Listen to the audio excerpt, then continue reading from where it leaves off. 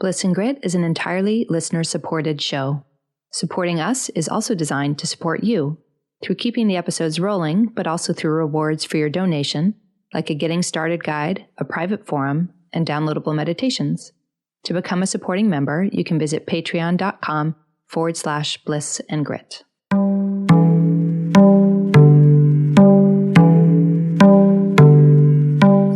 Hello, beautifuls. You're listening to Bliss and Grit.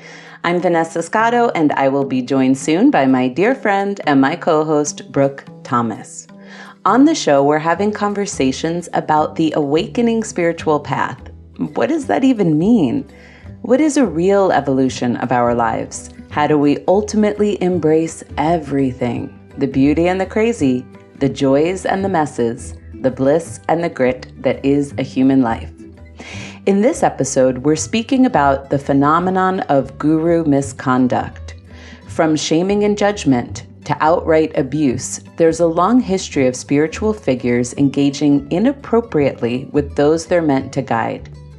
Yet these days, it seems as if there's a new teacher exposed every few months. This is a really big topic that we can barely scratch the surface on here. But in light of our recent discussions on relationships and safety, we felt like it was time to just add our voices to the conversation. We touch on how this can happen, but more so, what signs we may look for to identify an unethical or ego-driven teacher. Our discussion covers many topics, including how a spiritual teacher can benefit us, polyvagal theory, intergenerational trauma, codependency, and the importance of recognizing the humanity in awakened teachers. We know that people within this community may have been harmed by a teacher, and we want you to know that we love you, we support you, and we value you. We hope we did some justice to this very important topic. May we together help raise consciousness and eradicate abuse in all forms of relationship. If you're enjoying the show, there are a few ways you can help support us. We would love it if you would leave a review on iTunes.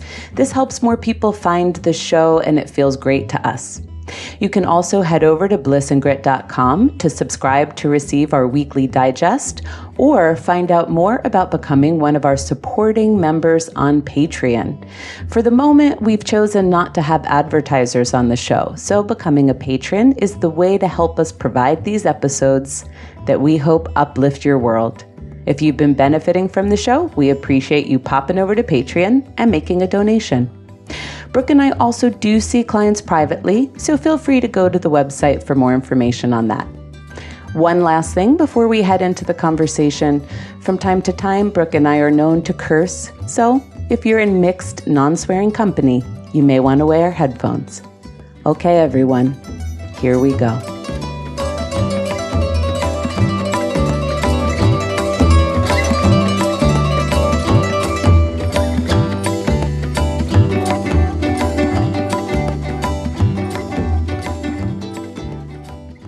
Hello, Vanessa.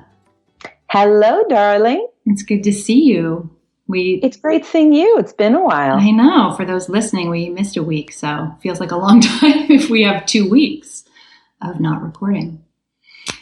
So I would love to get into talking about gurus. I'd love to talk about spiritual teachers. I mean, why I laugh is because I feel like you and I can't even touch on this subject without me thinking of the title, Gurus Behaving Badly. I know, maybe we should name it that just for fun. Yeah. That's been a fantasy episode for a long time. Ongoing behind the scenes conversation between you and I. Gurus Gone Wild? Just saying. Wild. I think it could be a hot new entertainment brand. Oh, Lord. Yeah. Okay. So the backstory of this, not of Gurus Gone Wild, but... Yeah, that's just because we have 6 senses of humor. Yes, because we're deranged.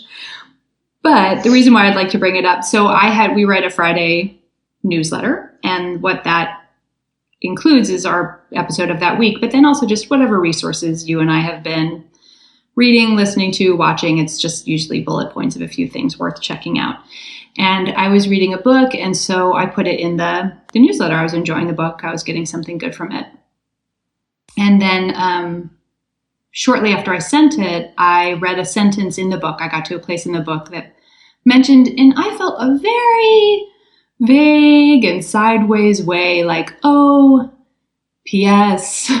the spiritual community I had run, which by the time it ended had become a cult. That happened. And then it was like onwards onto the next thing. And I was like, like that seems like a small amount to say about something like this, but I don't know this person's body of work. For all I know, that's their last 3 books is talking all about that. So I kind of just put it aside mentally.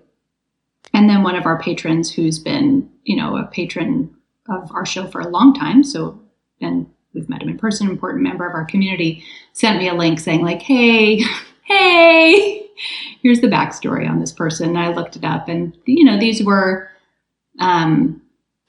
not of the vague accusation sense. These were, things that had actually occurred and that he, had admitted had occurred in most cases in the past, and, deeply troubling. And if you're listening and you're like, give me the goods, like, yeah, get them, get the pitchforks, get the torches. I'm not bringing this up so that we can turn this into like a mudslinging fest of like, who are the worst gurus? What are the most troubling accusations?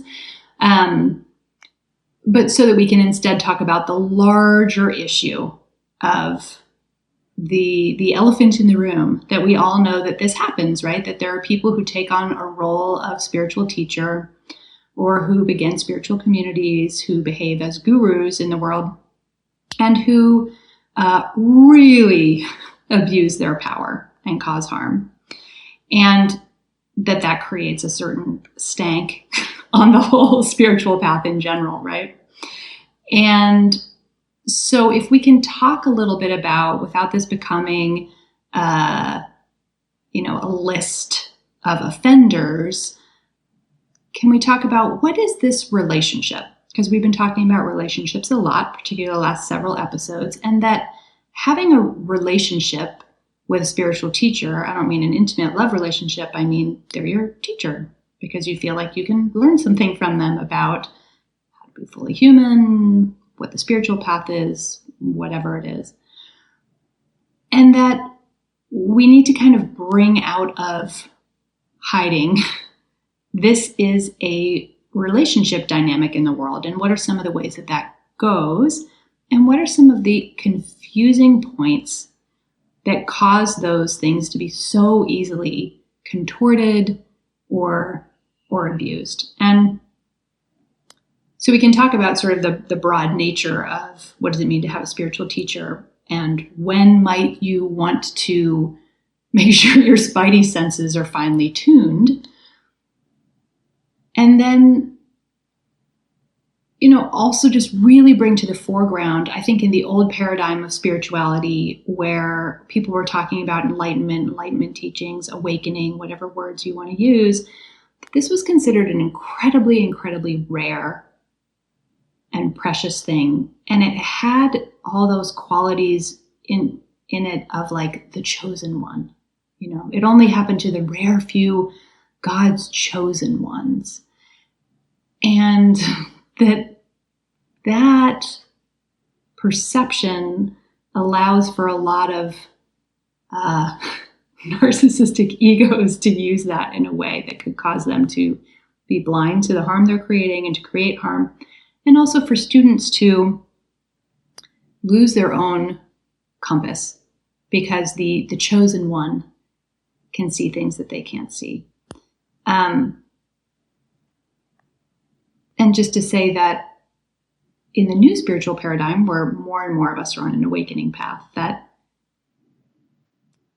hopefully we're getting away from this, the rare few, the special chosen ones. And we can realize that anybody in a human body is having a human experience. 100%. If you're in a human body, and for the entire duration of your time in a human body, you're a human being who's having a human experience, and that there's a wide diversity of experience, but that there's nobody who is the chosen one who can see things. So I just sort of outlined quite a lot of things, but I just want to bring the guru relationship to the foreground so that we can talk about some of the stigma attached to that and some of the ways that we can proceed with caution and also with openness, that we don't have to be so afraid or so defended if there's somebody who we're getting something from. Sure. And we could just replace the word guru with spiritual teacher just as easily. We just like to use the word guru in this case because that's our habit. But for all of you listening, it's really anybody who is in a position where they're sharing insight and teachings and wisdom about the universe. As you were talking, Brooke, I was just realizing, the significance of a conversation like this. I mean, really the deep significance and, hoping that we can even begin to do some justice to it because it's such an important conversation. And we certainly won't be the first ones who are talking about it, and we certainly won't be the last ones. But for all of you listening, I hope we can honor this conversation well, especially for those of you who may have been on the abusive side of a relationship with a teacher, right? Because I'm sure there are some people listening right now who've experienced something to some varying degree. When we were at the Science and Non-Duality Conference in San Jose last October, this was, a bit of the conversation there as well, too. Rick Archer, who has a podcast called Buddha at the Gas Pump, and several other people had actually formed a committee where they're trying to see if they can't create a standard where they vet teachers for ethical behaviors. And I applaud that. I think it's interesting to sort it out in the spiritual realm, especially in a realm where nowadays you're not even just coming through a lineage. I mean, anyone can really proclaim themselves a spiritual teacher. They can have a podcast like we do or create a YouTube channel. Not that coming through a lineage guaranteed that you would not be capable of committing atrocities. We've all seen that many times. For sure. That's not a fail-safe. Many times. But I just think it means the number of people out there stepping into this, what we could call role of teacher, has increased. And how do you go about regulating that, or offering some guidance on that? Because, well, first of all, as soon as someone's in a position of power, they're in a greater position to create harm in your life. So often what happens when you have a spiritual teacher is that it's very easy to subjugate a little bit of your own intuition, your own wisdom, your own understanding, and even sometimes your own will to the person who you are aligning with. And I think what's difficult is that to a certain extent, because we are blind to the ways that we are conditioned often, we need to have a relationship of trust with a teacher or a practitioner in order to see what we can't see. In other words, sometimes if someone is in alignment and is ethical, they will be able to see some of the conditioning or patterning that's obscuring you from knowing your essential nature. And they'll be able to call that out to you in a way that can be really helpful. So in order to have a genuinely effective relationship with a guru or a teacher or a practitioner, there's a certain amount of trust that gets involved. Yeah. Right. And that's why they're in a position of power in this case, is because you're sort of abdicating some of your own sense of things in favor of how they're perceiving things. And yet, what you were saying before, Brooke, people are still people. And I think this is where it's really tricky. Certainly, we've spoken on the show about how when I grew up and I was studying and reading about enlightenment, it was so rarefied that I really believed on some level it was almost superhuman. Yeah. Not that you weren't human anymore, but like you were the best, most evolved version of human that ever existed. And maybe the way those people were writing about enlightenment, it was true.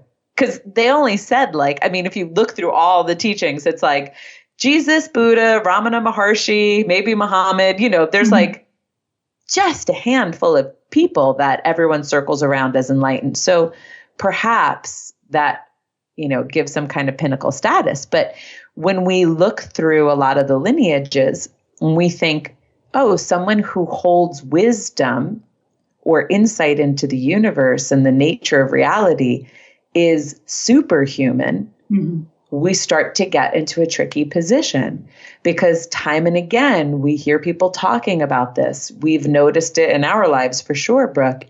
What we see is that people can have great contact with emptiness mm-hmm. and yet not be healed on the level of the heart, not be healed on the level of their beliefs, not be healed on the level of their impulses or their addictions. And that can create great harm and great chaos when those people are in relationship to students who are abdicating some of what they think is true about reality in favor of what they believe is a new, higher vision. Mm-hmm. Yeah. And that the people who would take that role on with, let's say, a harmful intent, and I think oftentimes that harmful intent is even unconscious to them, but that there's that's usually a more charismatic type to begin with, right? If somebody is taking that on in a pedestal kind of way, I see more truth than other people see. And that we have a real, charisma means charismatic. It means that they're compelling and attractive in certain ways.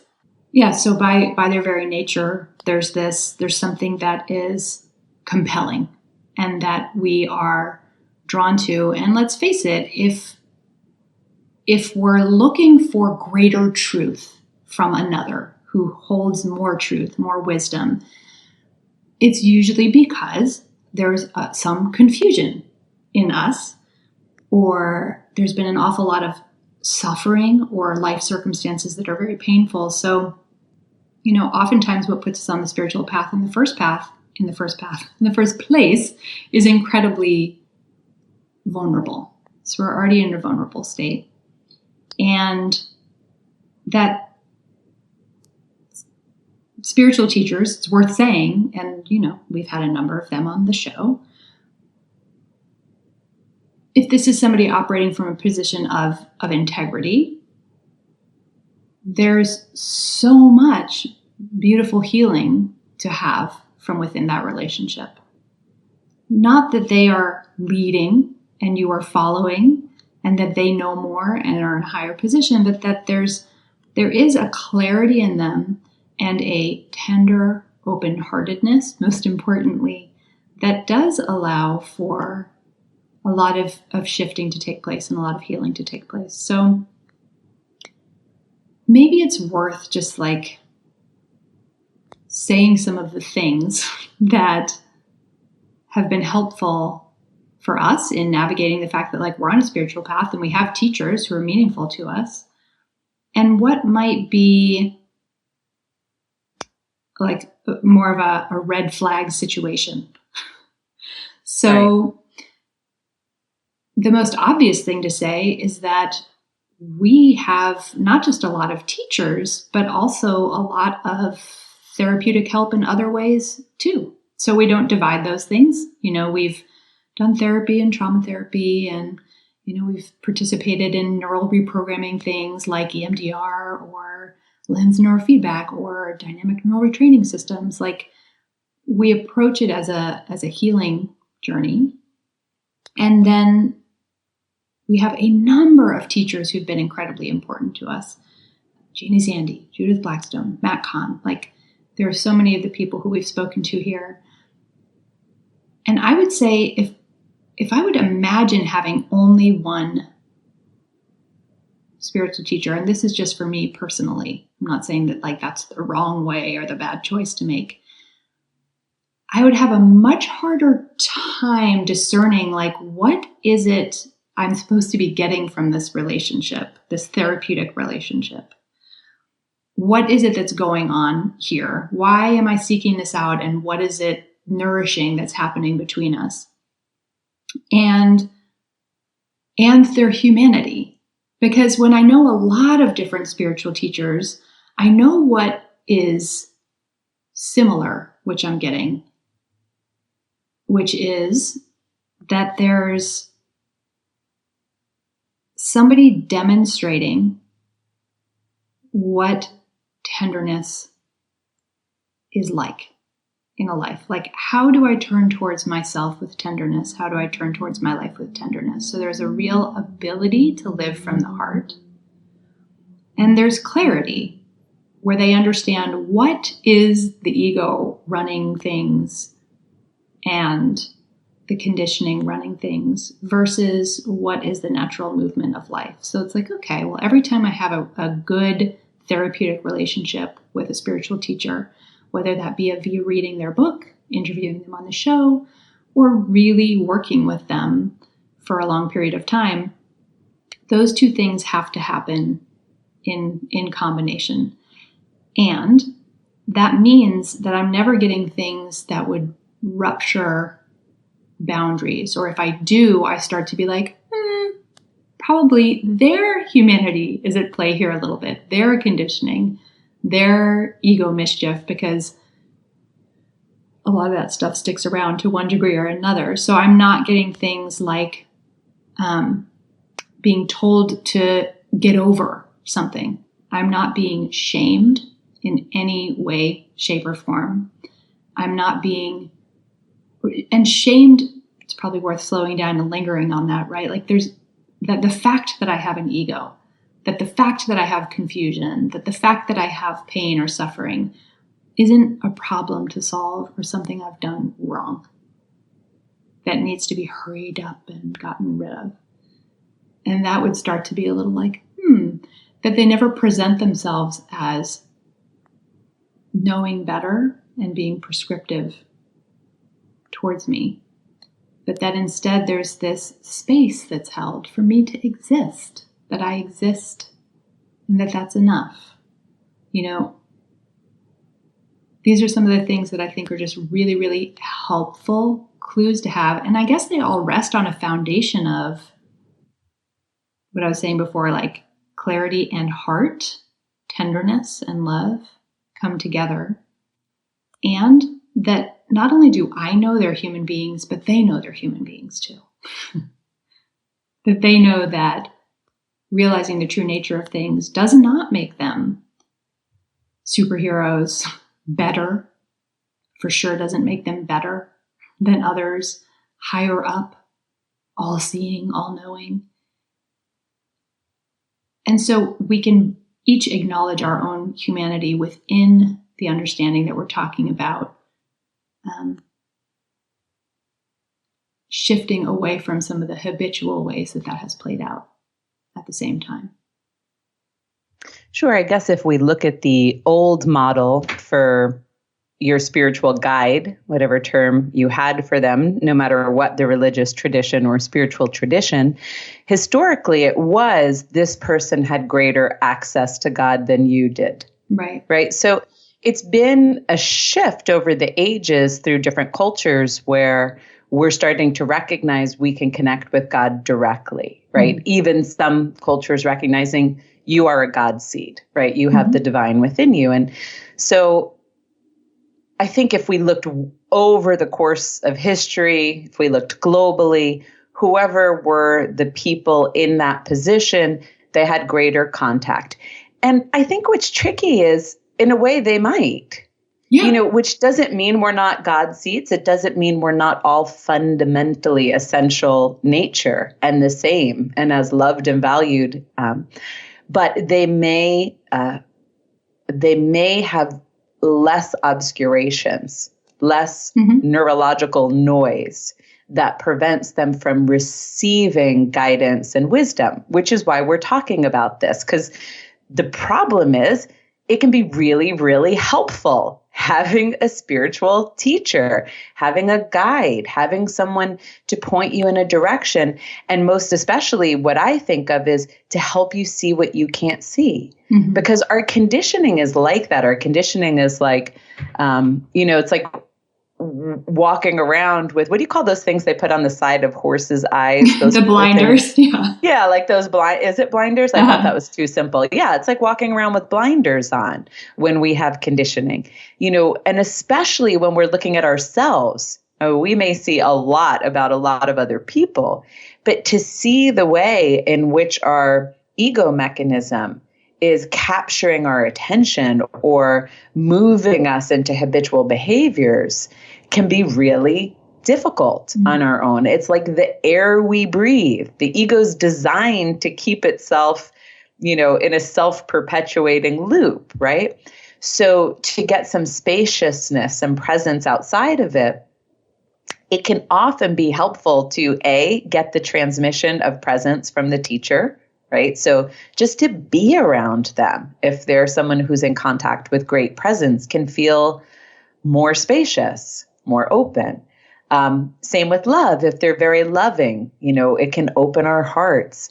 And then, of course, to have them give us pointers, to talk about meditation, to advise us, to help us see when maybe our egos are talking, not the voice of God in our head, and like to help us have discernment when we can't have discernment because we're conditioned. So part of why we're talking about this is because Brooke and I have both found it really helpful to have people on this path guiding us and facilitating us and teaching us. We've just been lucky enough not to really run into any of these extreme cases of abuse, right? And we have chosen to have a multiple guru model. Yes. I just made that up. Trademark. Hashtag multiple guru model. Multiple guru model, where there's been no one that we're so invested in that we're blindly following their teachings or their protocols. Again, not to say that that's a problem, but I understand what you were saying before, Brooke. It just might make it easier because you're so in that world to miss when there's a couple of misalignments. So all that is to say is we really honor having support on this path. I don't know where I'd be without it. No, I couldn't have made this journey without support, for sure. Support. So then what do we do? Like, how do we not throw the baby out with the bathwater when over and over again we're getting hit by these waves of people who are the ones we're meant to trust, rupturing our trust, and especially because trust is such an important part of that relationship. Right? And yet we see over and over again that these things can go awry. And so that's what we're trying to talk about. So I think you gave some good indications, Brooke, like tenderness, right? Presence, a recognition of their humanity, no tendency to elevate yourself above. And I want to say, for example, even when I studied in the Buddhist lineage, I was in the Sakya tradition for a while. My teacher, she sat on a little dais, right? And they set up an altar. It wasn't her pictures. It was her guru's pictures, right? And Buddha. But nevertheless, you sit on an altar and you come in and people are bowing. And so that's a position of reverence. So you might say, oh, well, they're putting themselves above. But in reality, in relationship with her, that's not at all the experience you had. It was all a very clear recognition of we all have Buddha nature. And you are like me, and anything you can see in me, you see because it is you, right? You can only behold Buddha nature in another because you have Buddha nature within. So even if you're looking at traditions that involve a certain amount of ritual, that doesn't mean that the teacher is elevating themselves. It's trying to bring in the sacredness and the reverence for the divine within each of us. And the teacher is the embodiment of it. If you think about, even in psychology, when you look at Freudian psychology, part of the healing was supposed to happen because you had transference to the other figure. And you kind of bestowed upon them all the qualities of the parent that you never had. And then you would get mad at them like you did your parent, and you would work things out on them. That was like the historical point of psychoanalysis. Well, in a way, that's what a guru is. They're a mirror. They're this beautiful figure that you work things out through. They hold your good qualities when you're not, in your own mind. They hold your good qualities when you're not yet able to own them. They become a mirror for what you believe about yourself if you're clear. I mean, you and I have seen that with teachers. Like, they're just being clear and chill, and we're like, oh my God, they don't like us. Oh my God. Yes. They don't think, and we're like making stuff up, right? And it was a perfectly beautiful mirror. And they're there for you to work out, sadly, in some ways, your relationship with your earliest caregivers. Because if you really pay close attention, we often will project our earliest caregiving relationships onto our relationship with the universe or source or God. So of course, if we have a spiritual teacher or a psychologist, we could do the same, right? We could do the very same thing. Where this then gets tricky is if we were taught, if it felt familiar for someone to objectify us, use us, see past us, put us down, overvalue us, make us their pretty little doll on a pedestal. If all of that was familiar in our caregiving relationships earlier, that becomes what the nervous system accepts. It's like if you think about your central nervous system as having this little gatekeeper, like, who do I let into my life and who do I kick out of my life? And it's got to make the decision by the snap of your fingers, because that's how automatic processes work. It basically says, this is a match. This is familiar, let them in. This isn't a match, you can keep them out. And I think that's what becomes tricky, because I think based on what we've been through, we may let in people who are just replicating some of our trauma. And I think B, most of us who are like engaging in this conversation, most of you listening, and certainly us, Brooke, we're so aware that we may repeat the past that we can start to question ourselves. Am I seeing it right? Aren't I seeing it right? So even when we get intuitions, we may think, oh, that's just me thinking he's being like my father. Right. And ignore that if you were with someone who was really transmitting presence and tenderness, you could not possibly feel confused and ashamed with them, for example. Right? Yeah, which brings up like needing to have enough experiences of something else, right? Other than our conditioning. Like, if it's so unfamiliar, I mean, I know for me, for sure, for a long time, I couldn't recognize the energy of something like warm contentment. Like, I remember discovering that, like, what? It was so shocking to discover that kind of nothing to grab after, nothing's wrong with me. Basic contentment. And, having the opportunity to steep in that means that I can then be attracted to people who carry that signature more. The person who's very much in my mind's eye right now is John Prendergast. Like, he's been such a beautiful healing teacher for me to sit with for that energy signature. And it's so healing for me, because when I'm with him or spending time with his teachings via reading or listening to him or something,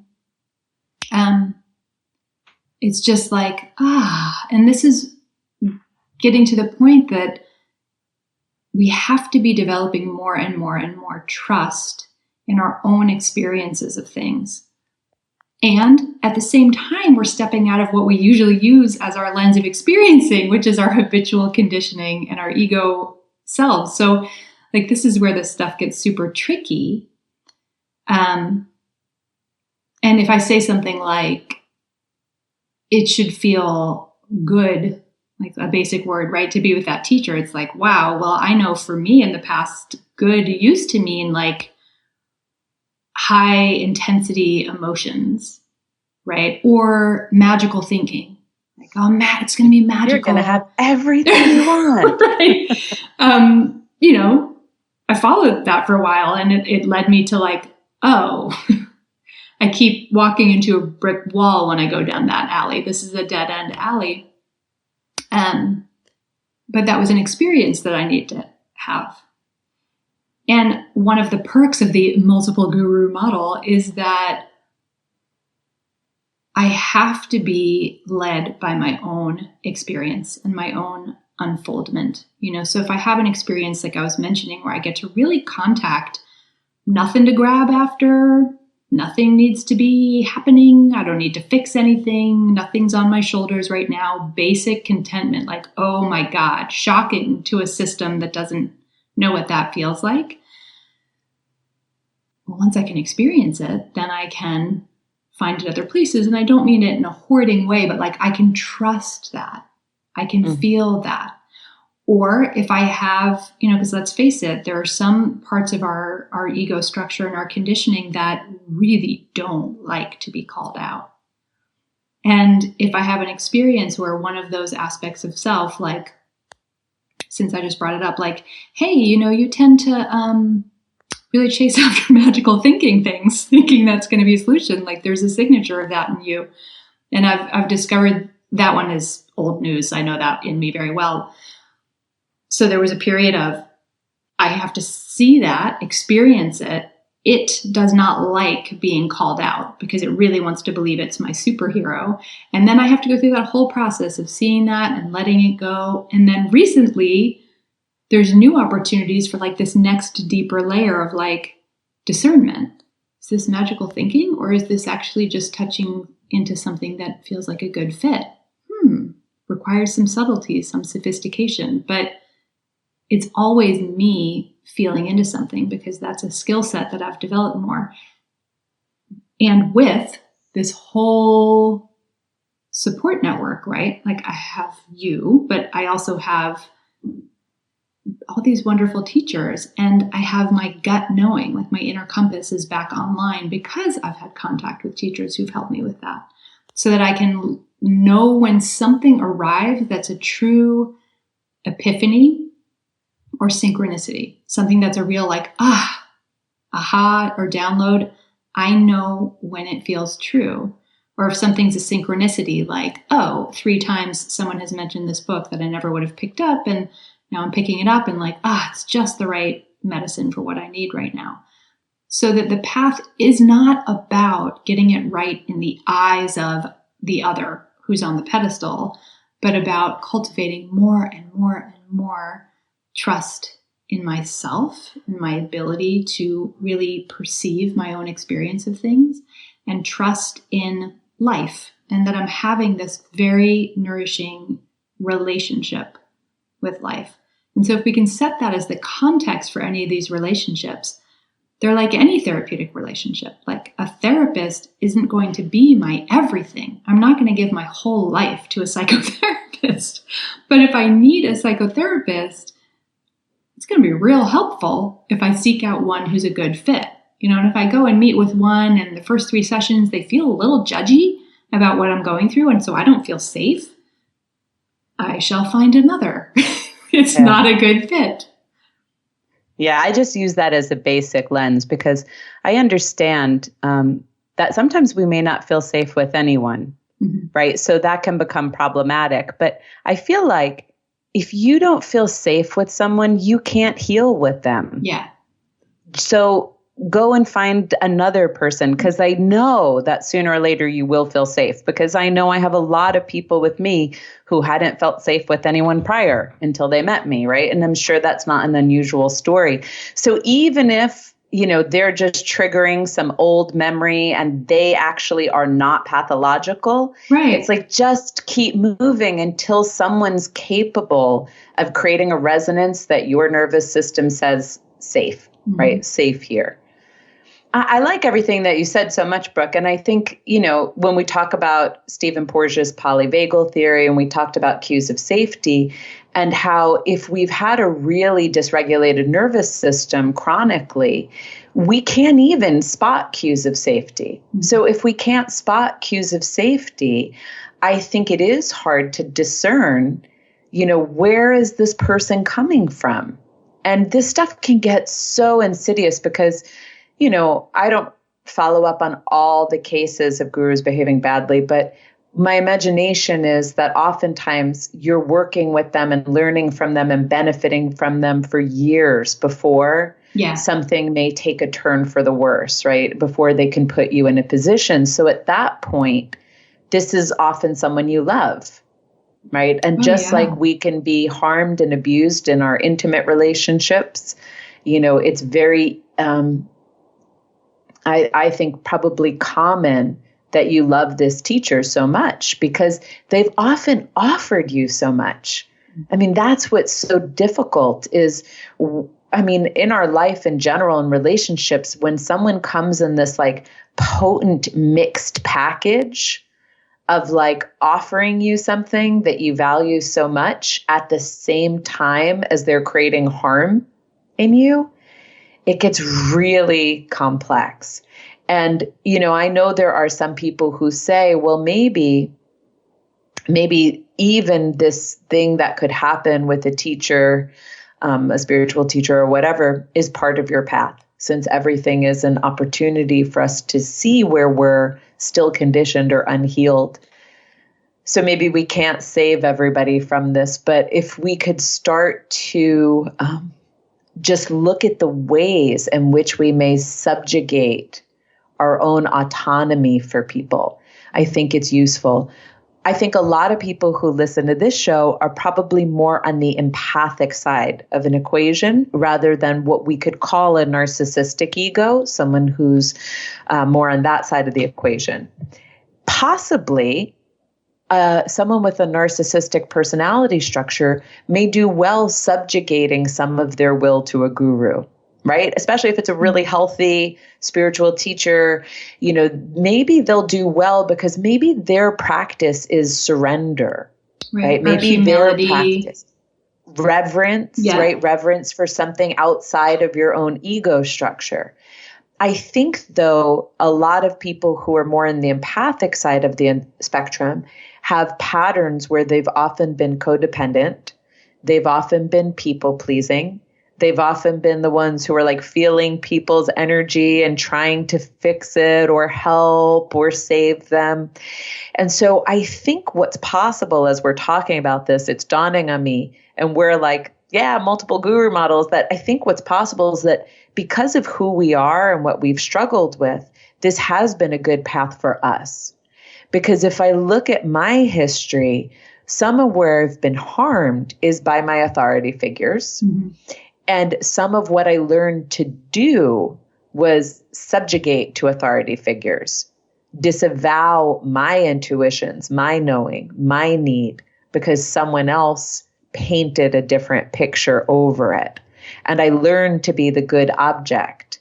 And so I think I actually have some of the personality structure that could have gotten caught up in something like this. Mm-hmm. Oh, maybe, I for sure do. I've done it in a love relationship, so I could have done it with a guru just as easily. Right? Yeah. Maybe under, just the right kind of circumstances, I could have. And I also, when we first started interviewing awakening teachers, I thought they knew everything. I thought they had it all figured out, and they were kind of like, I pedestalized them. Definitely. I was so anxious about speaking to them.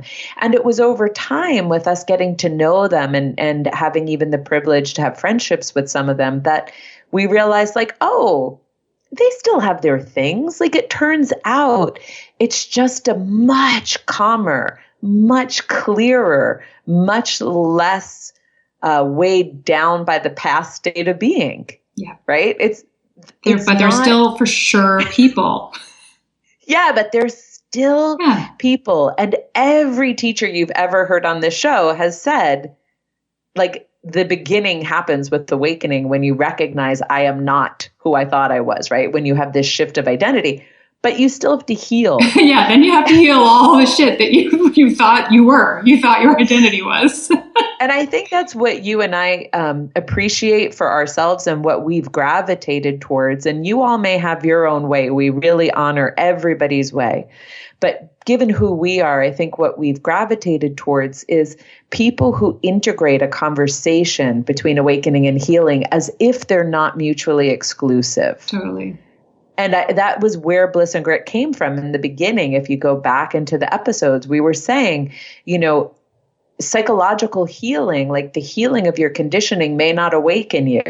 And awakening may not heal your conditioning. Right. And so can we walk a path where both of them are equally significant so we can experience ourselves as whole and complete and live our potentiality, right? And so as we're talking, I'm realizing like this has always been something that's passionate for us. And sometimes these people who bit in the position of power, they're either someone who may have had a great awakening to oneness, maybe an awakening out of their identity, but they haven't healed enough of their conditioning. So they have distortions around love, around intimacy, around power. And or like with it, I think it's interesting that, when the ego gets a taste of power, Yeah. Like when the ego's put in a position where everyone's like, oh my God, you, and they're if like, there's foot kissing, yeah, I know. He's a little suspicious, yeah.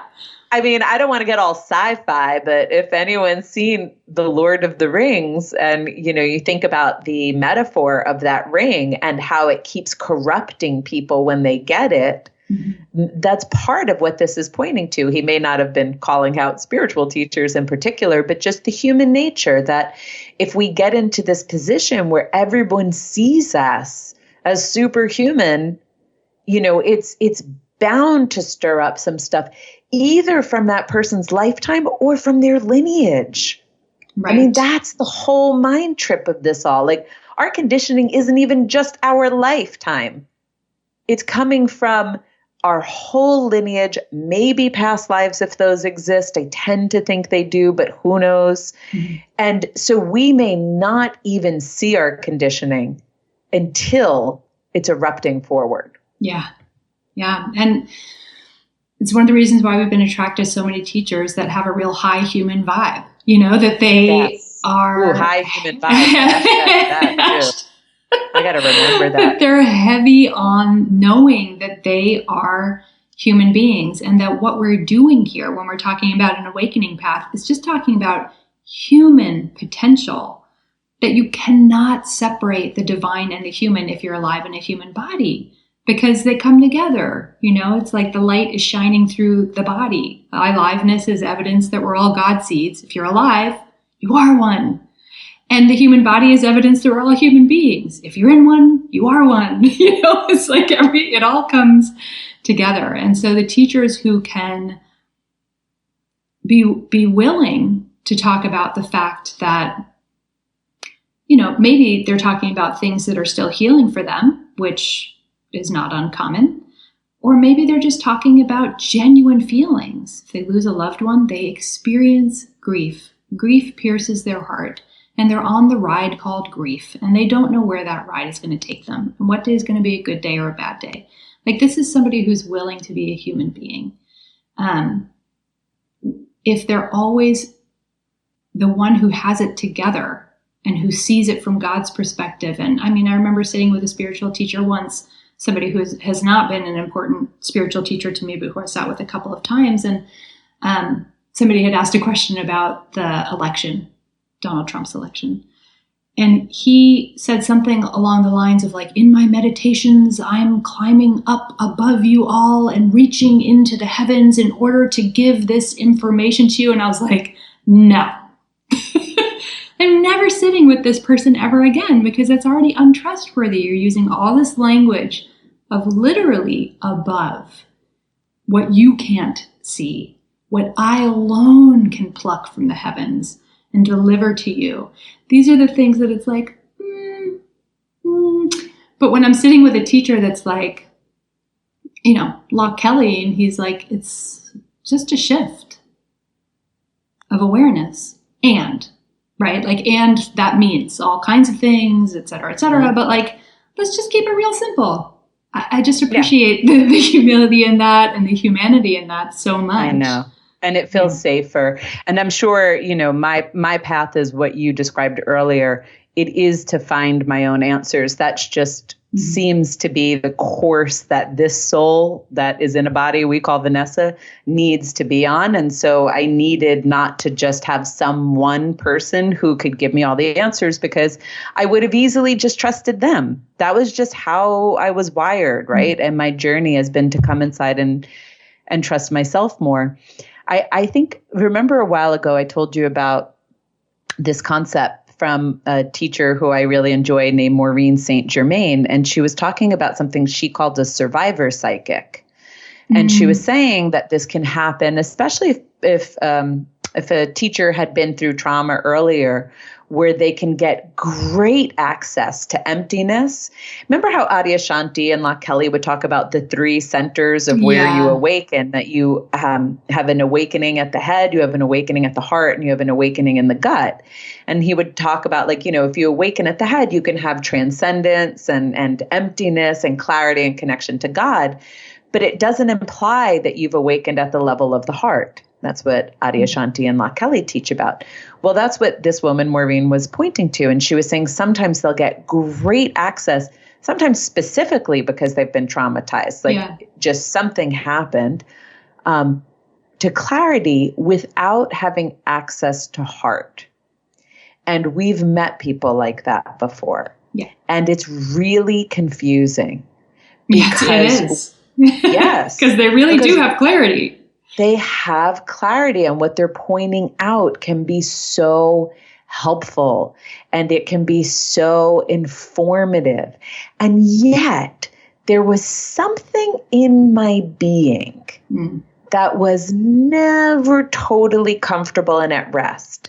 And if I track it, it's like I had the excitement of an ego that's going to get all the goodies, like, ooh, you're going to tell me everything about, me that I can't see, and about the universe, like how this all works, great. What everything is, really. Yeah. Yes. But none of that feeling of I am love, I am lovable, I am safe, I am whole, I am complete, right? None of that feeling that comes when a teacher is transmitting the energy of the heart, or when anyone's transmitting the energy of the heart. And so I didn't know until I had the comparison between someone like that and someone else, right? That's what you've said. Like, it's kind of like dating. Like, you don't know how screwed up something is until you have an alternate and you get in a good relationship and you're like, oh my God. Oh. Especially because usually the first one feels really familiar. Yeah. Right? Like, this feels really familiar. My parents love to tell everybody what they think. They love to share their wisdom, and they're not huge on building safety around how that gets delivered. Right? So that was very familiar. And I was very accustomed to, as I said before, subjugating my wisdom on behalf of someone who really seemed to want to own that space. Yeah. So, perfect recipe. When I met a teacher like that, I thought, that's good. That's normal. And it's helpful. But there was a certain level of pathology that continues to develop. So now you have clarity and you can shift some patterns. But what's not shifting is shame, guilt, worthlessness. I have done something wrong, anxiety, right? Fear. Those patterns are active. And for me, if there's any benefit at this stage in our kind of modern spiritual paradigm for a teacher, it's really not the teachings so much. Yeah. It's not pointing out things at a cognitive level. Like, let me explain how it goes, like the rules of the universe or the rules of deconditioning yourself or whatever. Right. I don't know. Maybe at a different phase that was helpful. I don't know if I've just grown past it and I don't remember who I was. But to me, at this point, from what I can see, the most helpful thing is to be able to bask and bathe in the experience of love and wholeness and oneness that we got cut off from by our conditionings, our traumas, and our dysregulated nervous systems. Like, that's why I want contact with someone else. Mm-hmm. And if they're doing it by talking about ego structure, if they're doing it by guiding a meditation, it's like almost their words become the less relevant part of it. Yes. But they're the experience of being with them, because that's something that, you know, like we spoke about in the relationship episode, we have to do some of this with ourselves just to familiarize ourselves with this possibility of being loved and being seen and being whole. But ultimately, we're designed to be communal.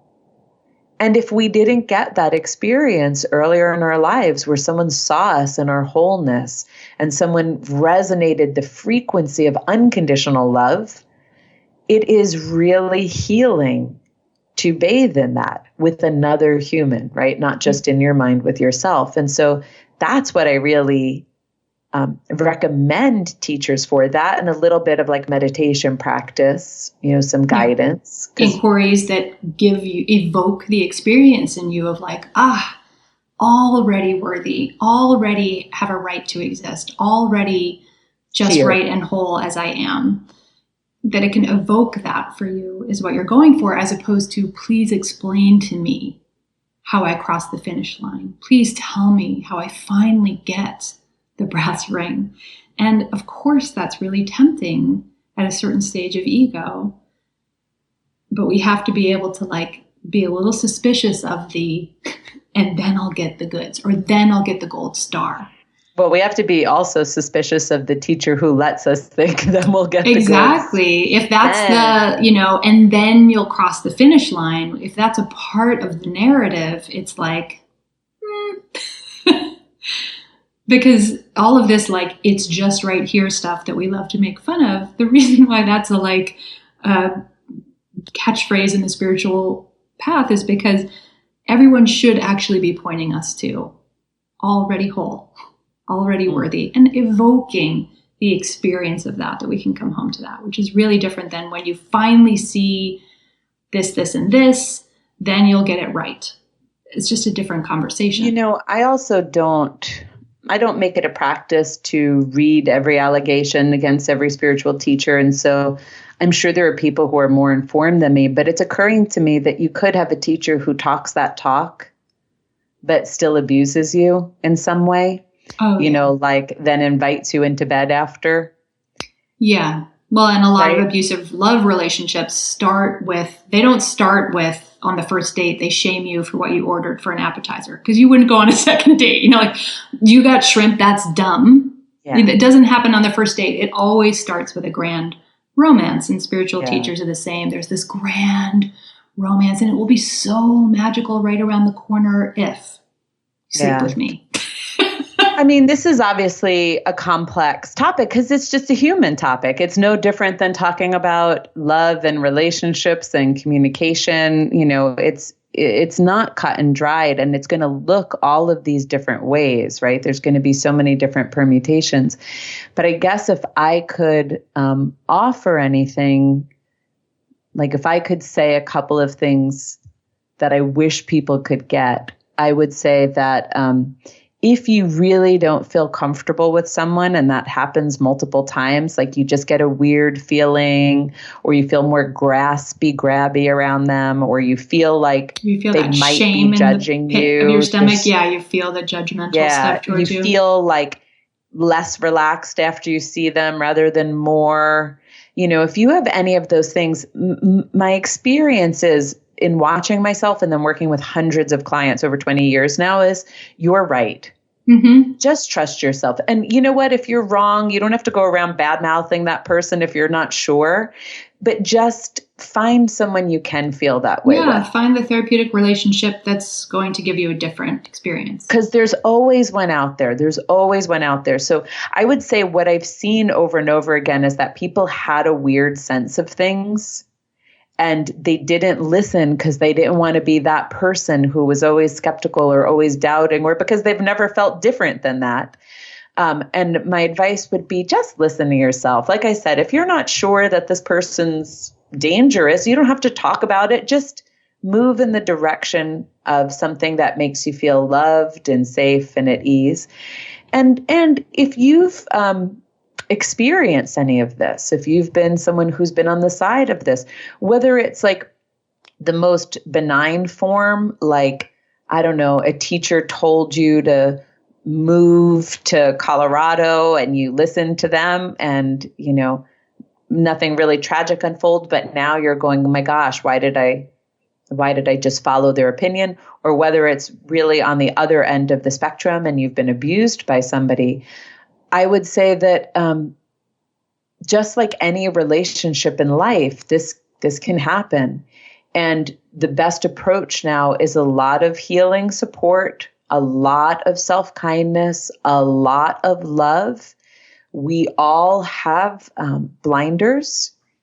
It is so common that somebody who presents in a certain way and treats us in a certain way gets through our gatekeeper, only to find ourselves turned upside down by the experience.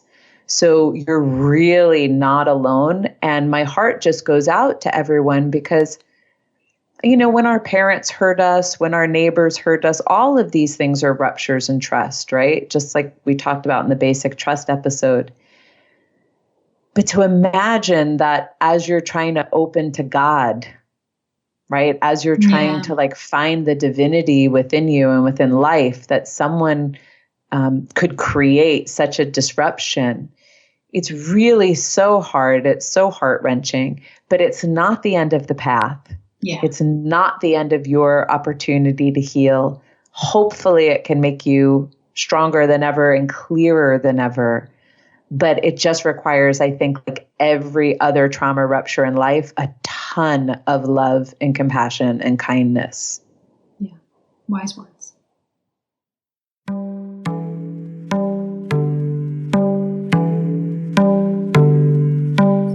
Thank you so much for being a part of our community and for listening to today's show. We put the show notes, including any resources we mentioned, at blissandgrit.com. Our member platform is at patreon.com/blissandgrit. You can head over there to donate to the show and also get rewards for your support. If you're wanting to engage with these topics in a deeper way, it's a great place to go for a more immersive experience. You can also come play with us on Instagram and Facebook, or subscribe to the website, which is blissandgrit.com, to get our weekly digest of what resources we're currently loving. We're so grateful for all the reviews you guys have written, for the membership support you've provided, and for all the notes you send. Thank you all so much. Till next week.